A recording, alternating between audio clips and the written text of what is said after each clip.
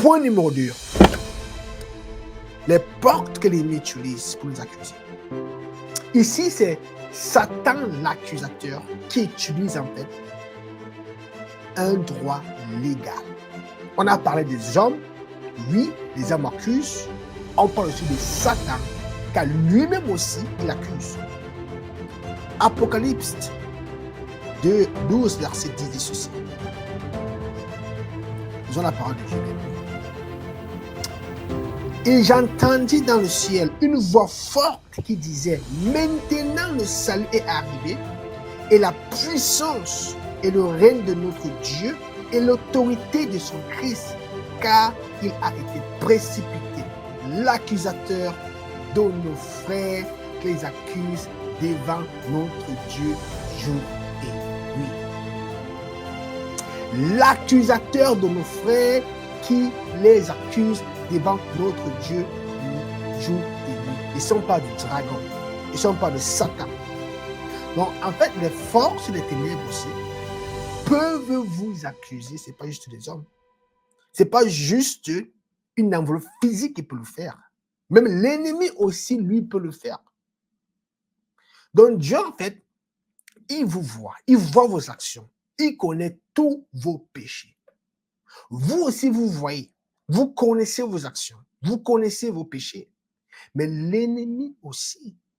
En fait, l'ennemi n'est pas omniprésent. Mais il utilise ceux qui vont vous suivre.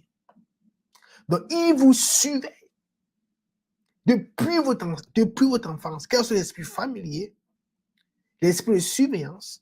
Donc, ils sont là et ils savent en fait vos péchés. Donc, Dieu peut voir vos péchés et Dieu est patient en fait. Il peut attendre avant le jugement. Mais l'ennemi, l'accusateur, n'attend pas. C'est pour ça que la Bible dit ici que Satan accuse jour et nuit. Donc, il cherche à vous accuser tout le temps. Tout le temps.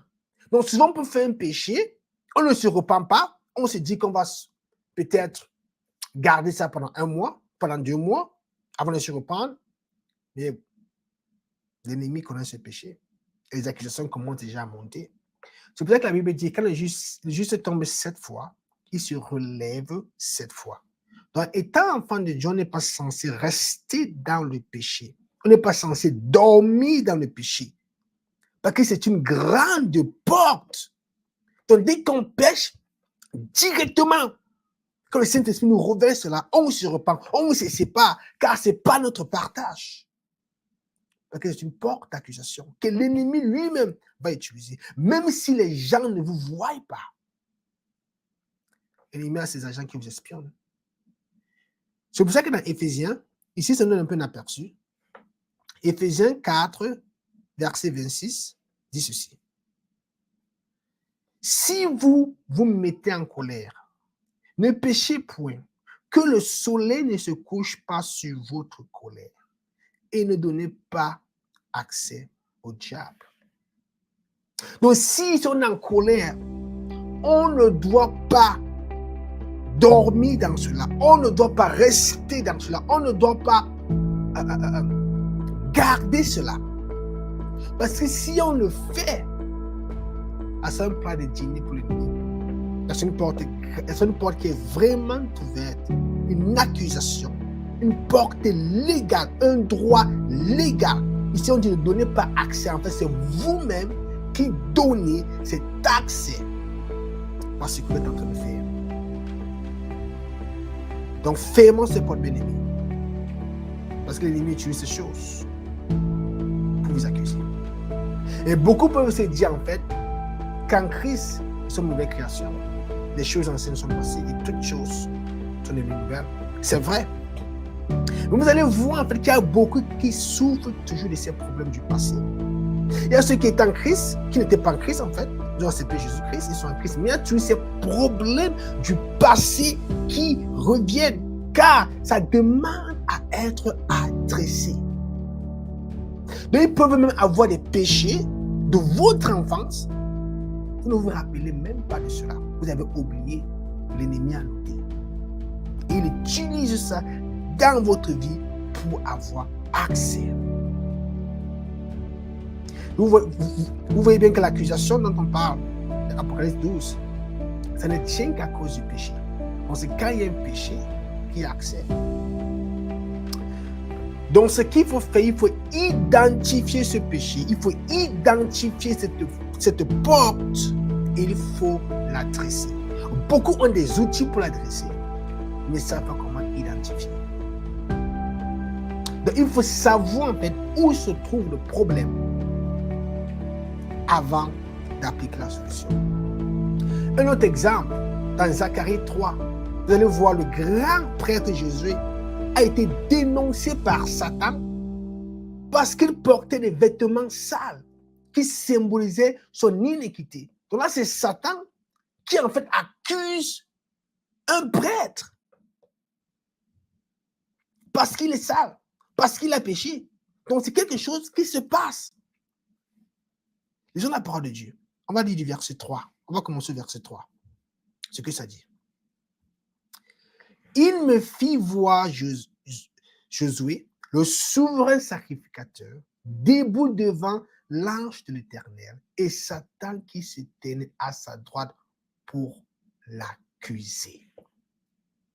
Donc là, c'est Satan qui accuse le souverain sacrificateur. L'Éternel dit à Satan, que l'Éternel te réprime, Satan, que l'Éternel te réprime, lui qui a choisi Jérusalem. N'est-ce pas là un tisson arraché du feu? Or, ce jeu était couvert de vêtements sales et il se tenait debout devant l'ange. L'ange, prenant la parole, dit à ceux qui étaient devant lui, ôtez-lui les vêtements sales. Puis il dit à Josué, vois, je t'enlève ton iniquité et je te revêt d'habits de fête. Amen. Alléluia. Donc, si vous voyez bien que Satan accuse le souverain sacrificateur parce qu'il porte des habits sales. Et ce qu'il a fait depuis avec Jérusalem, dans l'Ancien Testament, il le fait toujours jusqu'à présent. C'est pour ça qu'on a dit dans l'Apocalypse, en fait, que c'est l'accusateur. Mais la question qu'on peut se poser, c'est de savoir comment savoir ces accusations. Comment savoir les accusations qui pèsent devant nous? Quels sont les péchés du passé qu'on doit adresser, les péchés du passé qui ouvrent des portes pour que Satan continue à nous accuser? Ici, le souverain sacrificateur, il ne savait même pas. Il était un peu au courant. Et souvent, on a oublié, on n'est pas au courant de ses péchés. Qu'est-ce qu'il faut faire? Bien aimé, c'est par l'Esprit de Dieu. C'est par le Saint-Esprit, pour ceux qui sont chrétiens, pour ceux qui ont accepté Jésus-Christ, pour ceux qui se sont repentis, ceux qui vivent la sanctification, ceux qui vivent selon les chemins, selon la parole de Dieu, ils ont le Saint-Esprit. Donc, un chrétien, un vrai chrétien, doit être conduit par le Saint-Esprit. Beaucoup cherchent à mettre le Saint-Esprit hors de leur vie. Beaucoup ne s'intéressent même pas au Saint-Esprit. La Bible dit ceci dans Romains 8, verset 14. Car tous ceux qui sont conduits par l'Esprit de Dieu sont fils de Dieu. Donc, si vous êtes conduit par l'Esprit de Dieu, vous êtes fils de Dieu. Donc, pour être fils de Dieu, il faut être conduit par l'Esprit. Bien-aimé, l'Esprit de Dieu est indispensable à la vie chrétienne. On ne peut pas vivre une vie chrétienne sans le Saint-Esprit. Parce que maintenant, dans ces cas, c'est pas l'Esprit de Dieu qui nous révèle en fait quelles sont ces portes que l'ennemi, que Satan a utilisées contre nous. Il nous faut une communion avec le Saint-Esprit. Maintenant, comment les annuler? Le verset en fait suivant, dans Apocalypse 12, verset 11, ça dit que ces accusations ne sont que valides. Ces accusations ne sont que valides parce qu'il y a le péché. Vous voyez qu'on a levé l'iniquité du souverain sacrificateur, on l'a habillé avec un habit nouveau, les accusations ont cessé. Donc, il faut que nos péchés soient enlevés. Il faut que nos péchés soient retirés. Et c'est par le sang de Jésus-Christ. Pourquoi le sang? Car par le sang de Jésus-Christ, nos péchés étaient lavés, nos péchés étaient nettoyés. Jésus-Christ a pris notre place à la croix. C'est pour ça que dans 2 Corinthiens 14, la Bible dit ceci. Il a effacé l'acte dont les ordonnances nous condamnaient et qui subsistait contre nous, et il l'a détruit en les clouant à la croix. Donc, c'est qui subsistait contre nous, car l'ennemi avait des ordonnances, bien aimés. L'ennemi avait écrit des péchés sur des ordonnances. Ils utilisaient ces ordonnances devant le Seigneur pour nous accuser. Mais quand Jésus-Christ est mort, quand Jésus a été crucifié, il a pris notre place. Donc, tout ce qui subsistait, toutes ces ordonnances, tous ces péchés ont été détruits, ont été déchirés, ont été effacés.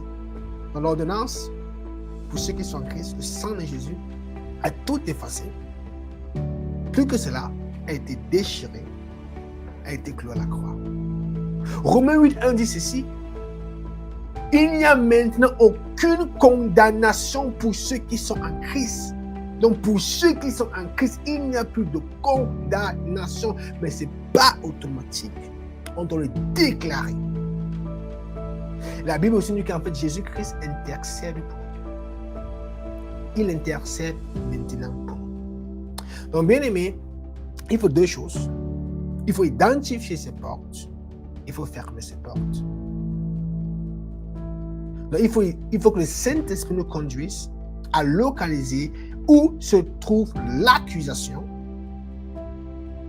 Et par le sang de Jésus-Christ, nous annulons cela. Donc, on va prier. On va prier en fait. Que le Seigneur vous révèle en fait ses portes. Que le Seigneur vous révèle en fait les accusations que l'ennemi qui s'est utilisé contre vous. Qu'il vous ouvre les yeux. Et quand vous avez ces accusations, vous les annulez par le sang de Jésus-Christ. Père, nous t'élevons, nous te magnifions, nous te bénissons, Seigneur. Merci, Seigneur, pour ces temps précieux. Merci, Seigneur, parce que tu nous as conduits, Seigneur, dans ces temps. Tu nous as conduits, Seigneur, sur ce thème, Seigneur. Donc, tu as déjà préparé, Seigneur, des solutions pour tes enfants, pour ton peuple, Seigneur. Oh, Saint-Esprit, tu connais toutes choses. Saint-Esprit, la parole dit que tu nous conduis, tu nous enseignes, tu nous montres la vérité. Je prie, Seigneur, que tu ouvres les yeux des enfants. Tu ouvres les yeux du peuple de Dieu.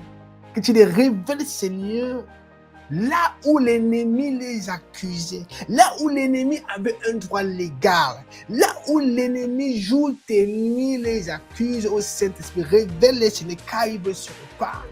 Il veut se détourner de cela, Seigneur. Que ce soit qu'il était encore enfant, que ce soit avant la naissance, que les parents ont fait, les grands-parents ont fait, les ancêtres ont fait. Nous prions, c'est que tu les rappelles, Seigneur. Que ce soit maintenant, que ce soit demain. Mais que tu les montes, tu montes cela à l'esprit, Seigneur.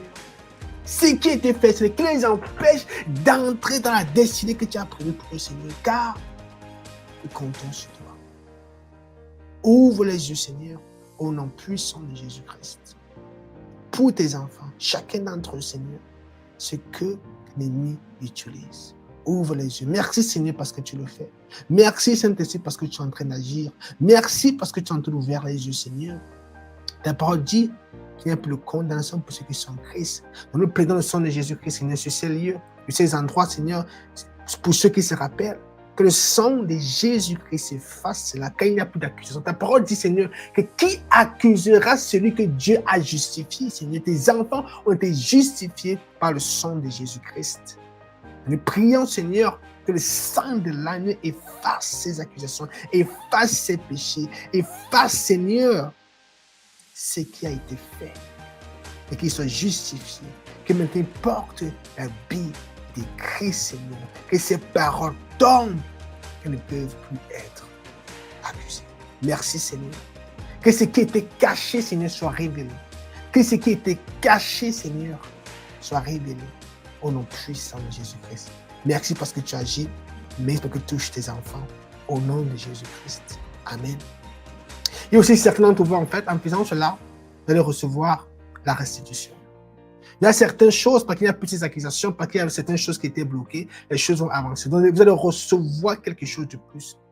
Il y a les bénédictions qui vont venir dans votre vie après ces prières.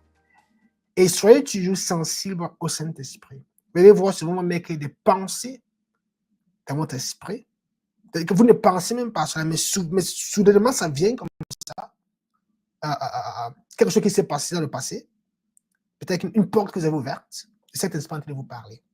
Donc, priez, annulez cela. Ça peut être maintenant, ça peut être demain, ça peut être en semaine, mais soyez sensibles. Parce qu'il y a des idées qui vont chercher à vous révéler.